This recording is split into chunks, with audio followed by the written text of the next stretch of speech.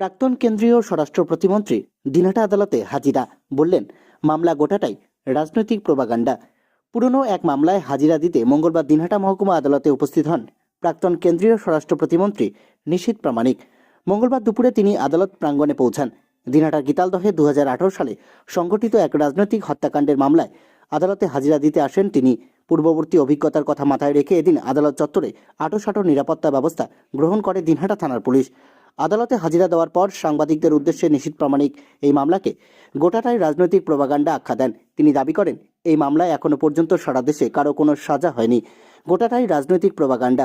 এই ভিত্তিহীন মামলা নিয়ে এরপর হাজিরার তারিখ দেরি করে হবে, তখন আপনাদের সঙ্গে আবারও দেখা হবে। মামলার প্রসঙ্গটি ছেড়ে তিনি মজা করে বলেন, এই মামলায় হাজিরা দেওয়ার ছলে আপনাদের সঙ্গে বারবার দেখা হচ্ছে, ভালোই লাগছে। গত কয়েকবার নিশীথ প্রামাণিকের আদালতে আসাকে ঘিরে উত্তপ্ত পরিবেশের সৃষ্টি হয়েছিল, তাই এবার সেই অভিজ্ঞতাকে সামনে রেখে সর্বোচ্চ সতর্কতা অবলম্বন করে দিনহাটা থানার পুলিশ প্রশাসন। আপনারা জানেনই এই কেসের বিষয়ে, এটা তো নতুন কিছু বলবার নয়। এমন একটা ভিত্তিহীন কেস, যে কেসে এখন পর্যন্ত ভারতবর্ষের কারোর সাজা হয়নি। তো এগুলো সবই পলিটিক্যাল প্রোপাগান্ডা, আপনারা জানেন। আর আশা করি এরপরে লং ডেট হবে, তখন আপনাদের সাথে আবার দেখা হবে। শর্ট ডেট হচ্ছিল, আপনাদের সঙ্গে ঘন ঘন দেখা হচ্ছিল, ভালো লাগছে। ঠিক আছে, ধন্যবাদ সবাই।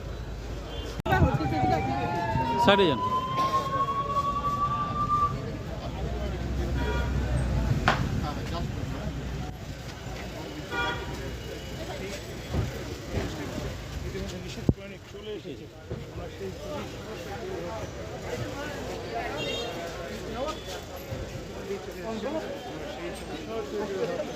সেই ফেসবুক লাইভে